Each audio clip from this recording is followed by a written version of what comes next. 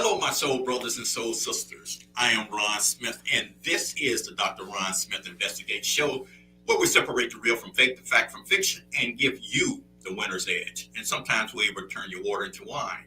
We are in season 4, and this has happened to be episode 1, and we're going back to the foundation, which is your mindset.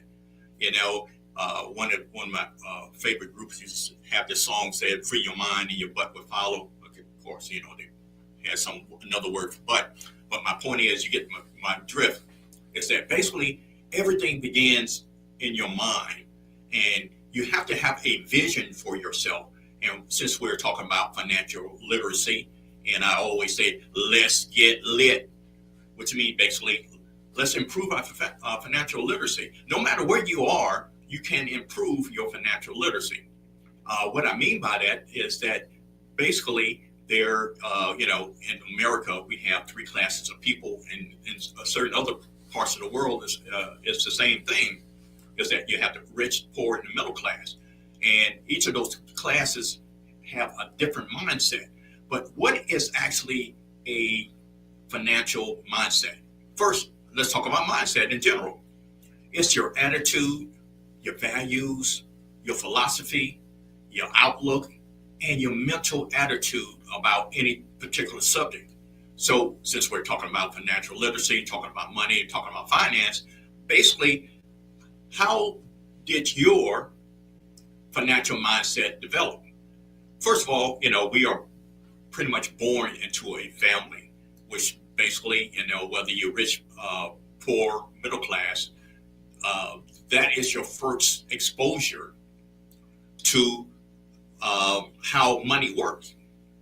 Now, one of the things that, in general, if you're poor, your mindset would really dictate you to getting a job, paying your bills, and making sure your bills are paid on time. And then you go back to work and do the same thing, wash, rinse, repeat. Middle class is basically you get a good education, start a career, and then basically you have 1 or 2 incomes coming in, and that's the same thing for people poor. But basically, you have more of a career where you are above I would say from 65 to let's say 85% of dollars in your income. Therefore, you are able to accumulate things, which mean a home, cars, that suburban lifestyle, which means that basically you are creating an environment that you want to have a high credit score. Therefore, you can buy things on credit, and then you pay things on time. And your whole idea is to maintain all those things because you got all these things juggling up in the air. Now, some of my rich friends, basically, they see money totally different. They see money as creating other money, which means that if I have $1, my whole thing was to make more dollars out of that dollar, not just spend it on, things that do not increase in value. So basically, those are kind of pretty much your family mindset, which means that basically, if you live in any of those 3 environments, your attitude about money is totally different. And the reason I can speak freely about those 3 things, because basically I have lived in 3 of those environments. And right now I'm in that 3rd category. And my goal is to increase in value in that 3rd category, which means to basically have some income producing assets.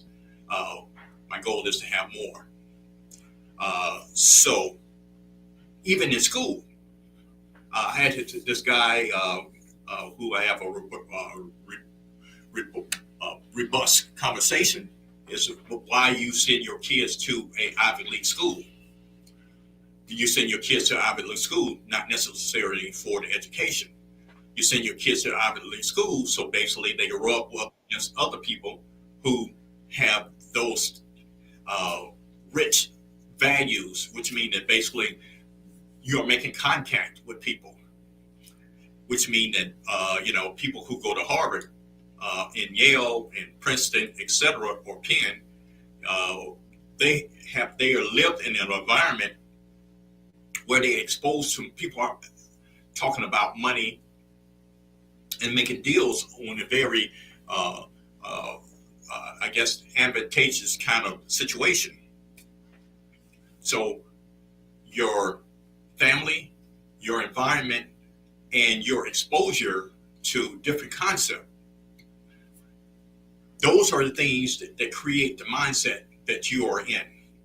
So one of the things about what you can do to expand, and that's pretty much what we're going to talk about in the latter half of this discourse, this conversation, is that how can I move from one type of exposure or environment to the next?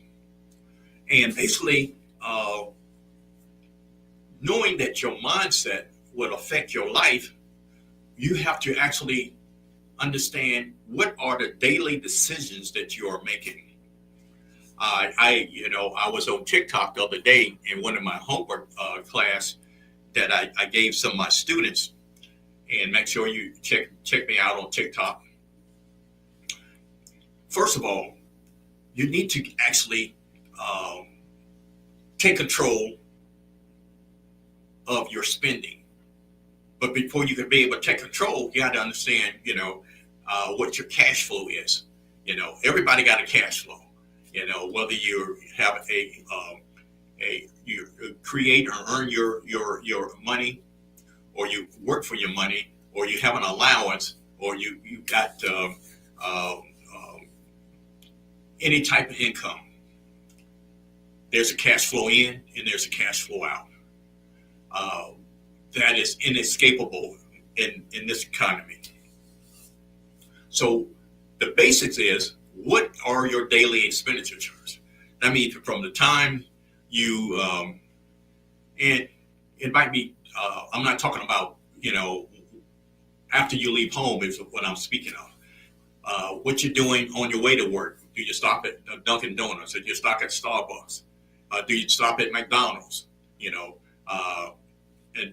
during the time that you're at work, if you have vending machines, or do you have a cafeteria at lunchtime?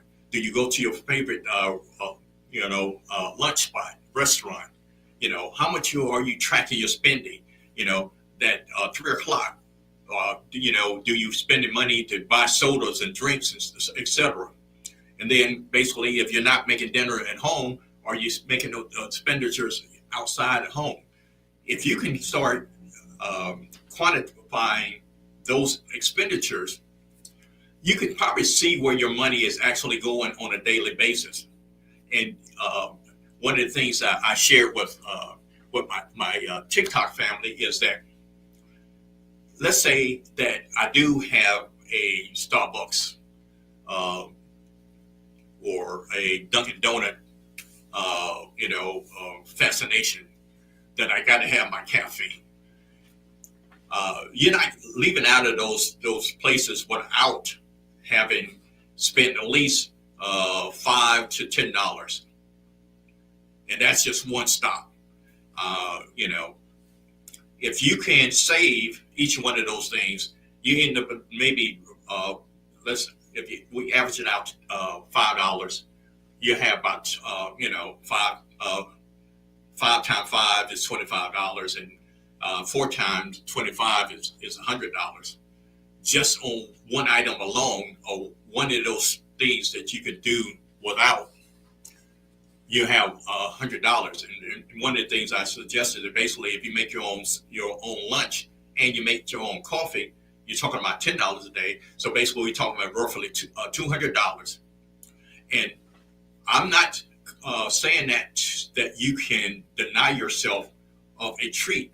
I'm just exposing some of the how money actually leaks out of your pocket. And think about it, if you forego those the two habits, now you have $100 or $200 that you can actually add to your emergency fund. I hesitate when I say that because I don't like to use the term emergency fund, because exactly what's going to happen if you call it that. But it's something that you can actually have for that extra spending plan that basically, that always happen. There always going to be a tire that need to be replaced. It might be a let's say the thermostat in your home might need to be replaced. Hot water heater, et cetera, et cetera. So those are one of the things that I suggest that you can start looking at your daily expense, which leads to your weekly expense until it rolls over to part of your spending plan of your monthly expense. One of the things about why this is so important is that your life decisions are based around your income. And if you think about it, your financial literacy determines where you're going to live, how you're going to live, what you're going to purchase, how you're going to purchase, and all those things. So if you can actually create your own GNP by actually controlling your spending plan, and we're going to get more in detail in the second half of this discourse today. You are in charge of your own economy. And the thing about it is that social media, television, radio, et cetera, will always tell you about the world economy, the country's GNP, what is the Federal Reserve is doing, and how that's going to affect you. But nobody tells you your daily decisions and your weekly, your monthly, your semi-annual, and your annual decisions determines your GNP, or it determines your economy. So my whole objective with this mindset beginning, and we're going to go into a little deeper about some other suggestions on how you can actually take control, is actually it happens up here in your mind. Everything that you do starts out with a thought. And if you have a vision for where you want to go, and we're going to talk about plans and et cetera, from where you are to where you need to go. And before we go into the half, I'm going to have a few suggestions, because the second half we talk about how to improve your mindset about financial literacy. First, you want to pay yourself first, which means that for a change, you have to put yourself first. And oftentimes, we want to put our mortgage, you want to put all the bills, you want to put everybody paid first, and then you wonder why you don't have anything left over. So first thing, you need to pay yourself first. Second suggestion is that you have to live below your means, which means that basically just because you can don't mean that you have to. Sometimes you might have to have a roommate for a certain period of time. As long as you have a plan, you know that basically, hey, I might do this for 18 months, I might have to do this 3 years, but my plan is to actually have my own place. And so basically you have to live below your means, and don't let the promotions push you to get into a community that all you have to do is only paying over 40% of your income for your housing. And the next thing is make sure you educate yourself.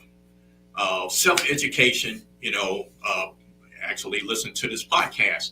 And then on the flip side, we're going to talk about some of the books that you can get to actually to enhance your financial education.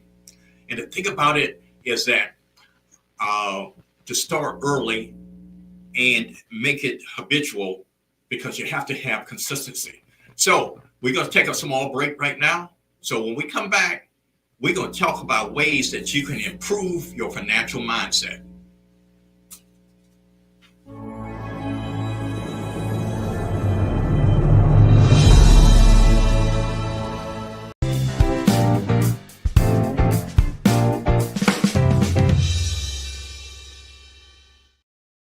Hello, my soul brothers and soul sisters. We are part two, and we are in episode 4, and this is season 4, and this is episode number 1. And we're talking about mindset because that is the fundamental thing and the basics that you have to do. In order to do anything with success, first it starts in your mind. And you have to make up your mind that I want to change. And then you have to apply out a plan of how that change is going to take place. It's almost like faith without works is dead. First, you got to have the faith that I can do it, and now you have to plan out a way that actually this can be done. I just can't hope that good things happen to me just because I'm a good person. No, I have to actually put faith in action. So, first of all, I have to say I want to get better at my finance in this particular situation. And I have to reach out and find the sources that I need to actually do that. And once I have to actually do that, then I have to create a plan. So basically what we're going to talk about ways that I can improve my financial mindset. And the first thing that you have to do is invest in your financial education. And by you listening to this podcast, that is one of the genesis of things you can do. You need to be around people who actually have done some things that you hadn't done, or speak into your life things that you should have done. It's almost like I don't have to experience being injured because I talked to somebody and said, hey, you don't need to be injured. You don't need to do that. So basically, I can learn from other people's mistakes as well as other people's success, is my point. Remember, the environment and your exposure probably will enrich your financial education better than anything else, which means that being around different people who have done successful things. I give you a case in point. I didn't understand the concept of authorized users until I had this experience. And basically, share it right quick. When I was a second lieutenant in the Marine Corps, I had all these guys coming on to the base. I knew I had graduated with them, went through the basic schools and OCS and all that good stuff. And basically, everybody wanted to get a new car. Of course, since I didn't understand my credit situation, I maxed out a couple of credit cards while I was in college. So I'm paying the minimum, balance on those things. Therefore, basically, that reduced my credit score.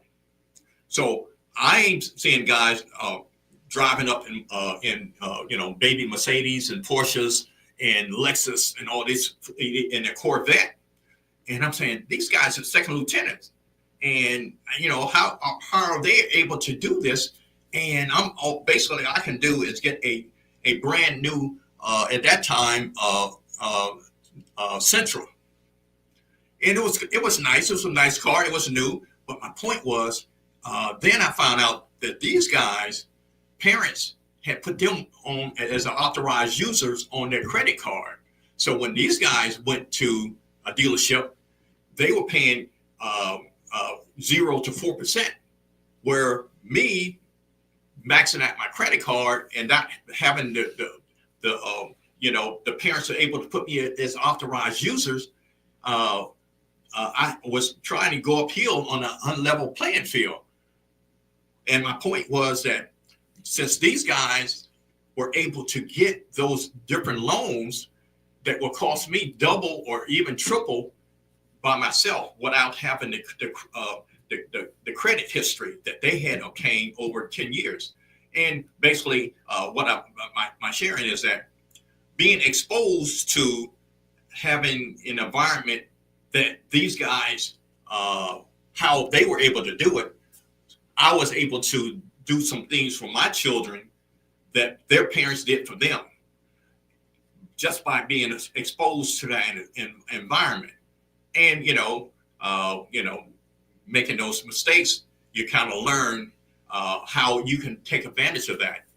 Maybe not for yourself, but then your children, your grandchildren can take advantage of those things just by being exposed to, the environment of people actually understanding how to deal with money. The next thing is, books. Books are my best friend. I really exemplify what they said. Leaders are readers. I have slowed down a whole lot with books. I was up to, at one time, I was up to 4 books a month. So now I'm probably down to maybe 2. Not as consistent as I used to be, but I'm down to 2 and maybe 1 on my worst month. One of the things that I can share with you, it's kind of hard to write and read somebody else's book at the same time. So I'm kind of struggling with that. That's the reason why I'm not back up to 3 to 4 books.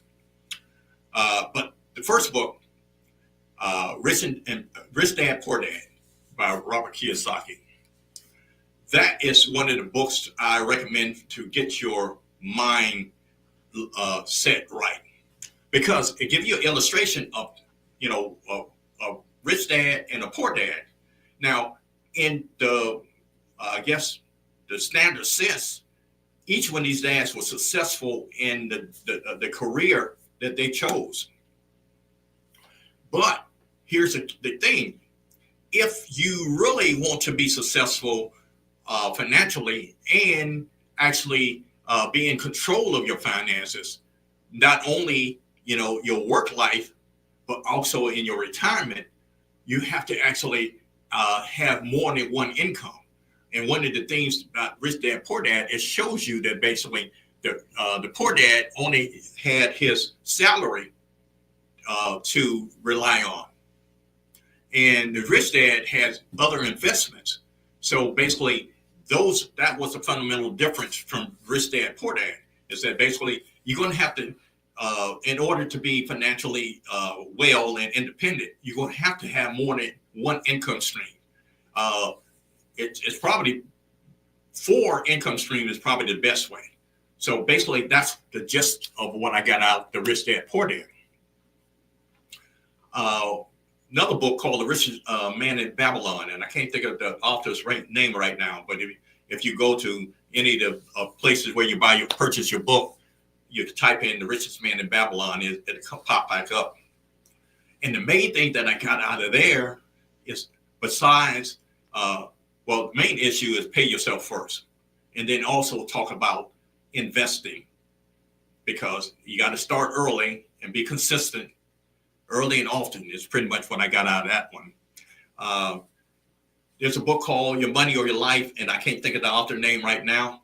And basically, it was saying that basically you shouldn't be working for your time and money at the same time. What you should do is put yourself in a position where your money will give you the time that you actually can live.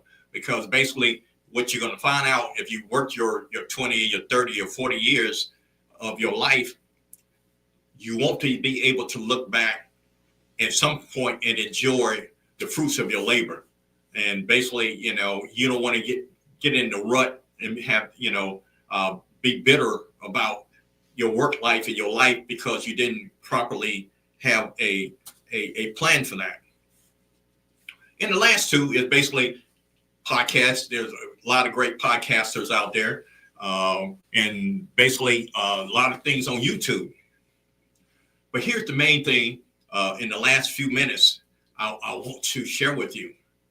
The first thing, you got to have discipline. Besides having a vision of where you want to go, you got to have some discipline, which means that basically, I call it, most people call it a budget. I call it a spending plan. You have to take control, basically, of your cash flow. Flow in, the cash flow, and flowing out. You got to get control of that. And the only way that you really take control of that is understanding, okay, this is my income, period. Now we need to go into how we gonna deal with our expenses. And of course, on the other side is that the assets and liabilities. And I'll probably go into that maybe on a future podcast. But let's talk about your spending plan. Now, I like to use, there are many plans, but how you need to segment it is that I think the best way that I've come across it is a 40, 30, 20, 10, which is 40% is your needs, 30% of your wants, 20% is your savings and reducing your debt and investments, and 10% what I tithe, but other people might just do donations, and other people have charities. Okay, your needs, your housing, transportation, and groceries. Those things that basically you need to have those things. You need to have, those are vital to life. Your wants are kind of flexible, which means that basically you don't need another suit if you have 3 or 4. You don't need another dress if you got 10. You don't need another pair of shoes if you got 20. You don't need, you just want to have. So those are the things that kind of are like flexible. Matter of fact, I have seen people do a 50, 30, 20, 10, which means that basically they because of where they live, they have to pay more. So more of their income goes towards, if you're in one of the major cities, more of your income would probably go into your living expense, and groceries, transportation, all those things are maybe a little higher.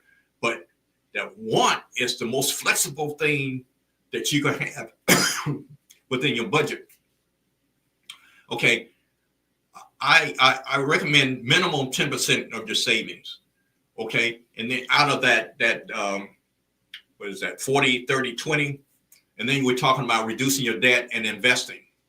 Those are the things that if your company is offering you max your 4%, 5%, your max out of your 401k, I would say take it. But there's some other things that I think you should make sure you do, which means basically I suggest that you might look at some whole life insurance, which means they're basically getting you $1 million, $2 million, $5 million policy, because by the time you finish your work life, which in 20 to 30 or 40 years, you still have that $2 million, and the $2 million not going anywhere. Your $1 million portfolio with your 401k is going to ride, and your fall is going to ride, is going to fall with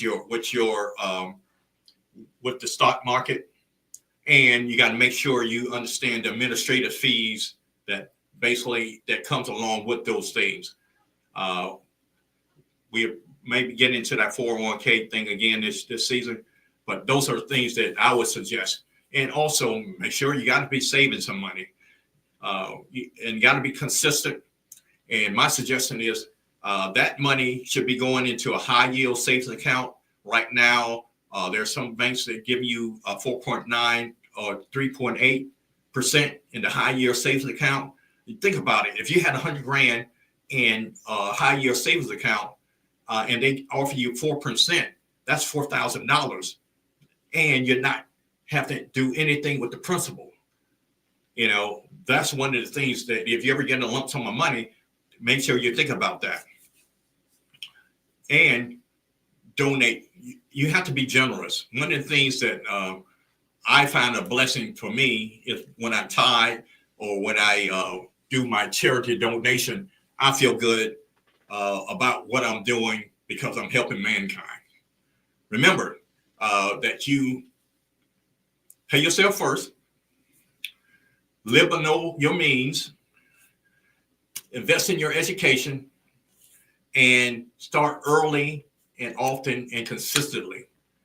Those are things that will create a very positive mindset, and you will actually achieve your goal. I thank you for your time. My time is up, and I thank you for yours.